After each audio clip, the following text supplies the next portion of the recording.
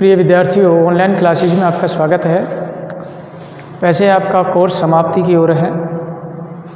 देखो, हमारा जो टॉपिक है वह अज्ञेय है। पहले मैं अज्ञेय के विषय में कुछ चर्चा कर लेता हूँ, आपको परिचय दे देता हूँ अज्ञेय का। तो देखो, ये अज्ञेय है। इसमें जो इनका अज्ञेय का जो जन्म हुआ था वह देवरिया जनपद के कसिया नामक स्थान पर हुआ था। देवरिया जनपद के इनका जन्म देवरिया जनपद के कसिया गांव में हुआ था। कसिया नामक गांव में ये गांव था, देवरिया जनपद था। तो देवरिया जनपद के कसिया नामक ग्राम में हुआ था। इनका जन्म हुआ था 7 मार्च 1911 को हुआ था। इनका जन्म कब हुआ था? 7 मार्च 1911। 7 मार्च 1911 को इनका जन्म हुआ था। अब आप कहोगे कि ये अज्ञेय नाम है, इसका पूरा नाम क्या था? इनका जो पूरा नाम था वह था, अज्ञेय का पूरा नाम देखो, इनके पिता का नाम भी इसमें जोड़ दिया था। अज्ञेय का नाम, अज्ञेय के पिता का नाम हीरानंद था। देखो, अज्ञेय के जो पिता थे उनका नाम हीरानंद था।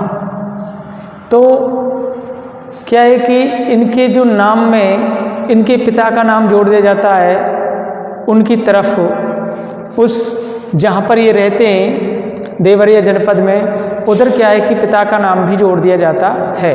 तो क्या होता है, इस अज्ञेय का पूरा नाम बन जाता है। तो इस अज्ञेय का पूरा नाम सच्चिदानंद, देखो, सच्चिदानंद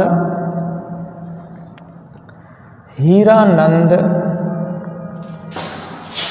वात्स्यायन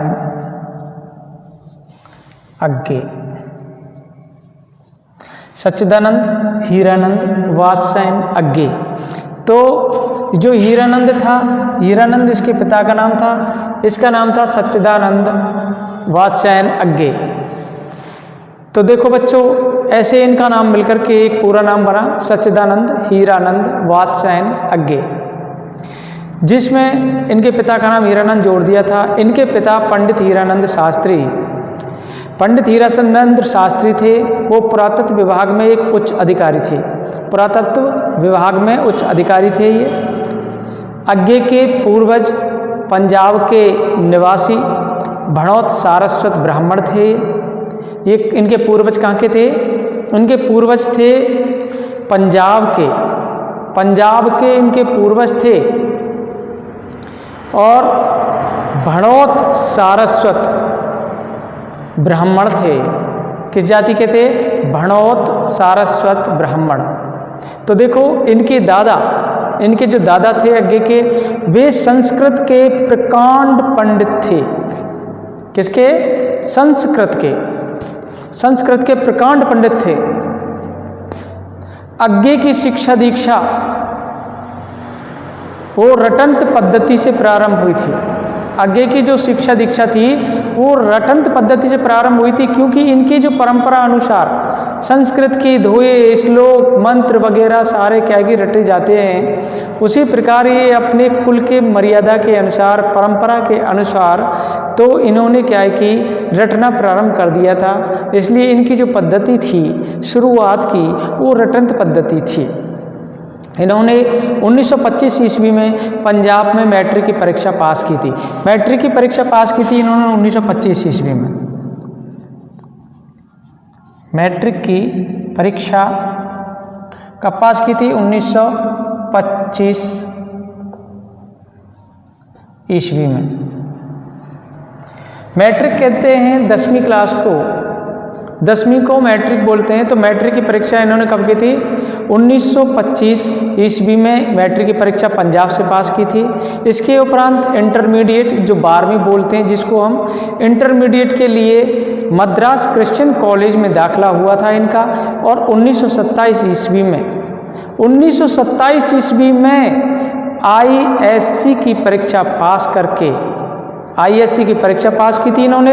और पुणे पंजाब में लाहौर के फोरमैन कॉलेज में इन्होंने बीएससी में नाम लिखाया था। बीएससी में इन्होंने एडमिशन ले लिया था। कहाँ लिया था? पंजाब में लाहौर था पहले, उस लाहौर के फोरमैन कॉलेज में लिया था। बीएससी में इन्होंने एडमिशन ले लिया, पंजाब के लाहौर के फोरमैन कॉलेज में इनका एडमिशन हो गया था। किस में हुआ था? बीएससी में। बीएससी में लिया था इन्होंने एडमिशन फोरमैन कॉलेज में।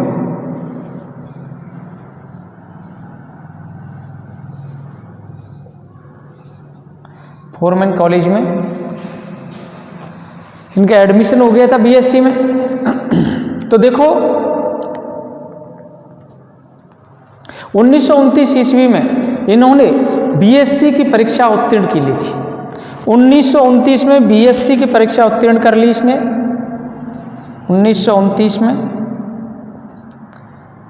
बीएससी पास कर ली थी। इनकी बीएससी कब हो गई थी? 1929 ईस्वी में इनकी बीएससी हो गई थी।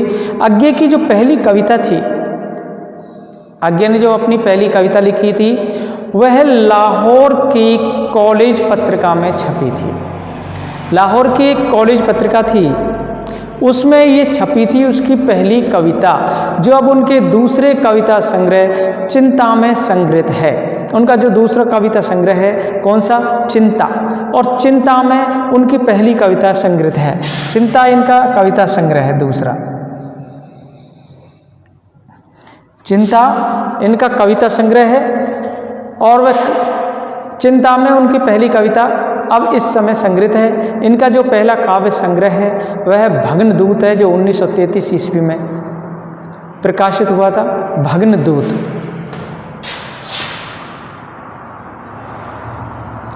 भग्नदूत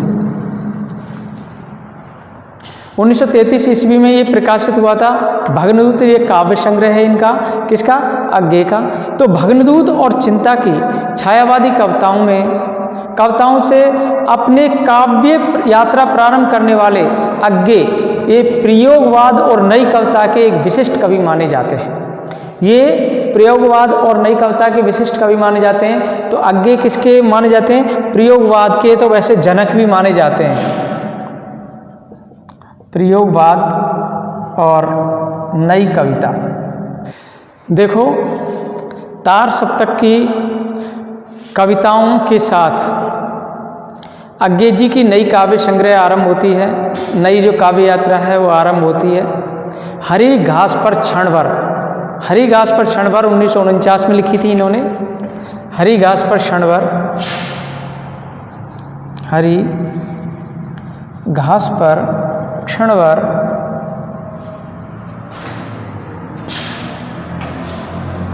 ये इनकी कविता है।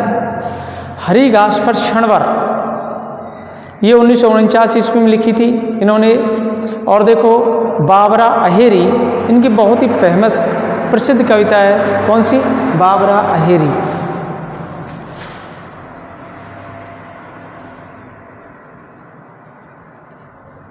बाबरा अहेरी। बाबरा अहेरी भी इनकी एक प्रसिद्ध कविता है। और इंद्रधनुष रौंदे हुए ये भी इन्होंने लिखी थी 1957 ईस्वी में। तो इंद्रधनुष रौंदे हुए ये रचनाओं में अज्ञे की व्यक्ति चेतना निरंतर एक दर्शन के रूप में संगठित होती हुई दिखाई देती है। देखो आंगन के पार द्वार इन्होंने लिखी थी 1961 में लिखी थी ये कृति, ये रचना 1961 में कौन सी लिखी थी? आंगन के पार द्वार। इनकी बहुत ही प्रसिद्ध कृति है आंगन के पार द्वार। आंगन के पार द्वार। आंगन के पार द्वार इनकी प्रसिद्ध कृति है, जो 1961 ईस्वी में इन्होंने ये रचना प्रकाशित की थी। और देखो ये आंगन के पार द्वार 1961 तक आते आते ही आगे का जो व्यक्ति चिंतन है वो भारत के विभिन्न धार्मिक संप्रदायों की तत्व विचार संबंधी अवधारणाओं के सार को अपने मनोनुकूल ढाल करके एक नया दर्शन खड़ा कर दिया था। इन्होंने एक नया दर्शन बना दिया था। आगे ने कई पत्रिकाओं का संपादन भी किया था।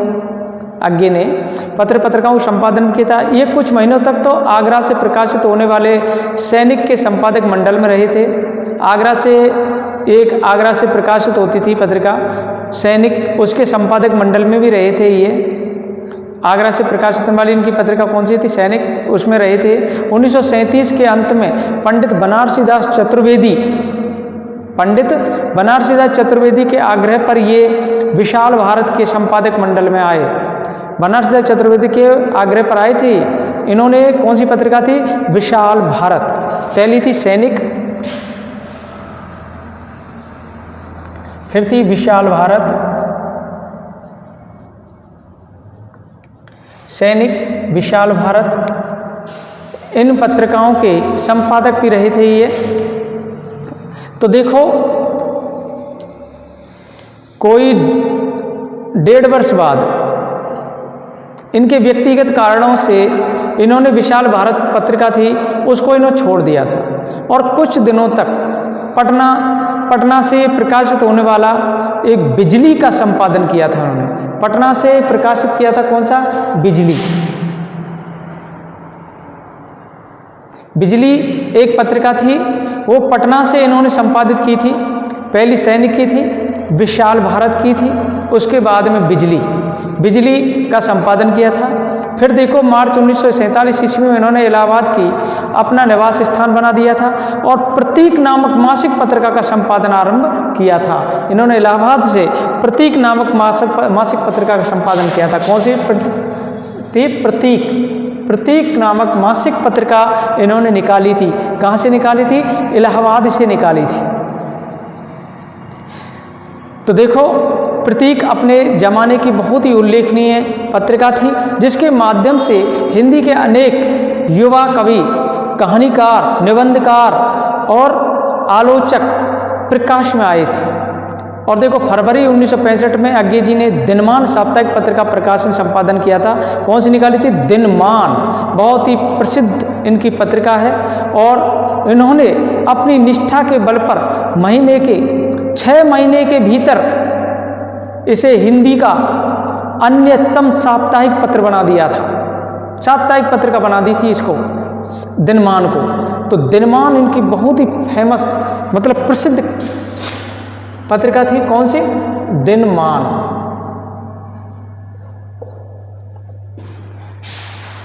दिनमान भी इनकी पत्रिका बहुत ही प्रसिद्ध थी। उन्होंने ये साप्ताहिक पत्रिका निकाली थी। तो देखो, आगे को 1971 ईस्वी में विक्रम विश्वविद्यालय उज्जैन से डीलिट की उपाधि मिली थी। डीलिट की उपाधि कहाँ से मिली थी इनको? विक्रम विश्वविद्यालय उज्जैन से मिली थी डीलिट की उपाधि।